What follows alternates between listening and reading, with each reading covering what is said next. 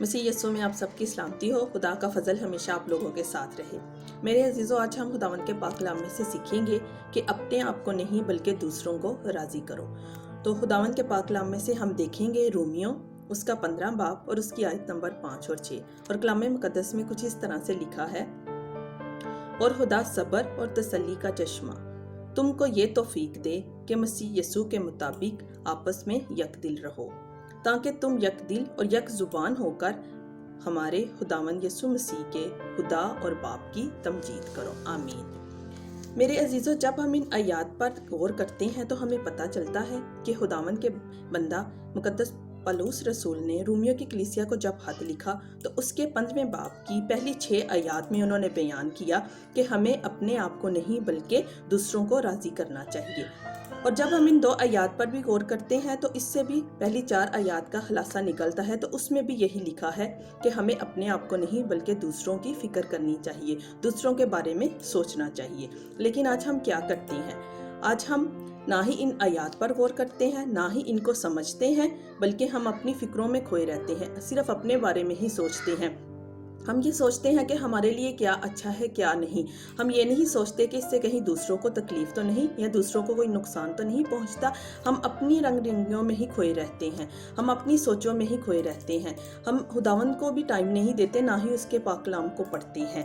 لیکن میرے عزیزو، خدا کے بندہ نے خدا کے پاک روح کی ہدایت سے بیان کیا ہے کہ ہمیں اپنے آپ کو نہیں بلکہ دوسروں کو راضی کرنا ہے۔ اگر ہم اس کی پہلی آیات پر غور کریں تو اس میں کچھ اس طرح سے لکھا ہے: کیونکہ مسیح نے بھی اپنی خوشی نہیں کی، بلکہ یوں لکھا ہے کہ تیرے لعن طعن کرنے والوں کے لعن طعن مجھ پر آ پڑے۔ انہوں نے ہماری غلطیاں، پریشانیاں، تکلیفیں سب اپنے اوپر لے لیں۔ انہوں نے ہماری خاطر صلیب پر جان دی۔ اور آج خدا کا بندہ خدا کے پاک روح کی ہدایت سے کہتا ہے کہ خدا ہمیں بھی توفیق دے کہ ہم آپس میں یک دل، یک جان اور یک زبان ہو کر رہیں، بلکہ اپنے آپ کی بھی اور دوسروں کی بھی فکر کریں۔ جیسا اپنے لیے سوچتے ہیں ویسا ہی دوسروں کے لیے سوچیں۔ جس طرح خدا کو ہماری فکر ہے، ہمیں بھی چاہیے کہ ہم خدا کے بندوں کی فکر کریں۔ ہمیں چاہیے کہ ہم اپنے اندر مقدس ایوب جیسا صبر لے کے آئیں، کیونکہ جب ہمارے اندر ان جیسا صبر ہوگا تو ہم خدا سے کوئی بھی گلہ شکوہ نہیں کر سکتے۔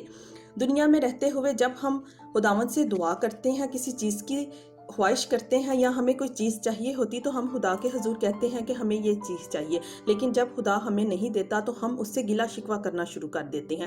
ہم کہتے ہیں کہ تو نے ہمیں نہیں دیا، کیوں نہیں دیا، ابھی دے ابھی دے۔ لیکن میرے عزیزو، ہم لوگ اپنے اندر صبر نہیں رکھتے، ہم لوگ اپنے اندر حلیمی پیدا نہیں کرتے، اور نہ ہی ہم اس ایمان پہ ہوتے ہیں کہ ہم نے خداوند سے مانگا ہے تو وہ ہمیں دے گا۔ لیکن میرے عزیزو، ہمیں ایسا نہیں کرنا۔ جب ہم خداوند سے مانگتے ہیں تو اپنے اندر صبر کو پیدا کریں اور اپنے اندر سب سے پہلے ایمان کو لے کے آئیں، تاکہ خداوند اس ایمان کے وسیلہ سے ہم سب کو دے۔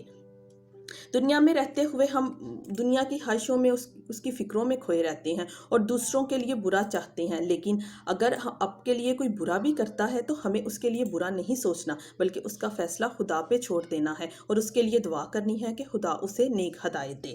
آج ہم سب کو خدا توفیق دے کہ ہم یک دل ہو کر رہیں، یک جان ہو کر رہیں، اور آپس میں ایک دوسرے کے ساتھ پیار محبت سے رہیں، اور دوسروں کی غلطیوں کو چھوڑ کر اپنی غلطیوں کو دیکھیں۔ پہلے اپنی غلطیوں کو نکھارنے کی کوشش کریں۔